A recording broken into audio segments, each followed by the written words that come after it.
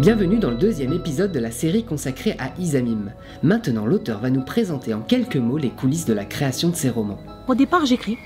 Voilà, et puis après, je boucle mon histoire. Donc après, je me relis une fois. Je fais lire mon fils, tout le temps. Celui qui est un bon lecteur qui a une dizaine d'années. Et là, j'entends ses remarques. J'ai 3 instituts qui relisent et une prof de français. Alors là, tu vois, les coquilles, les mots oubliés, les machins, les expressions. Et enfin, lorsque ce travail est terminé, je relis une dernière fois. Je mets en page. Alors, la mise en page, non, j'ai l'habitude, donc ça va très vite. Hein. J'ai un logiciel, ça va très vite. Marianne me fait les encres.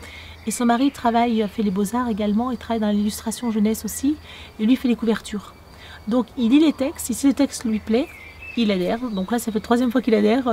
Genre une super couverture aussi pour le livre secret. Après, j'envoie sur Lulu. Donc sur Lulu, c'est un assistant d'auto-édition, très facile. Donc tu balances ton PDF, ta couverture.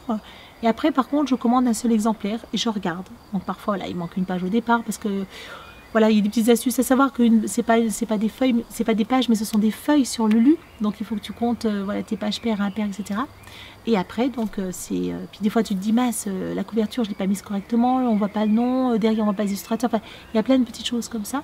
Et puis généralement après, au bout du 2-3e, ça va un petit peu plus vite. Et quand tout ça est ok, j'en imprime quelques exemplaires et je vais généralement à la librairie de Paris, à la librairie de la Taloudière. Je leur demande si ça leur plaît. Et puis ça leur plaît, je leur en laisse en dépôt-vente. Et puis après, Inch'Allah, ouais. Moi j'admire vraiment les gens qui après vont jusqu'au bout et puis font toutes les librairies, vont vraiment parler de leurs livres. Parce que je sais pas, tu vas en laisser peut-être 10 ouvrages, il y en aura peut-être 1 ou 2 qui te le prendront, tu vois.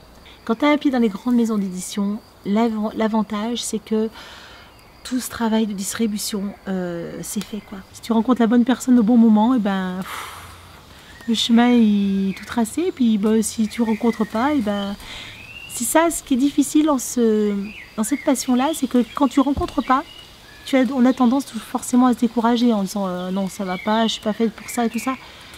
Et puis c'est pas forcément vrai en fait, parce que du moment où tu as quelque chose à dire, je crois qu'il faut le dire, il faut être encouragé par rapport à ça. C'est pour ça que moi je m'étais dit aussi, tant que les enfants aimeront mes bouquins, je continuerai. Ce que j'aime, c'est écrire.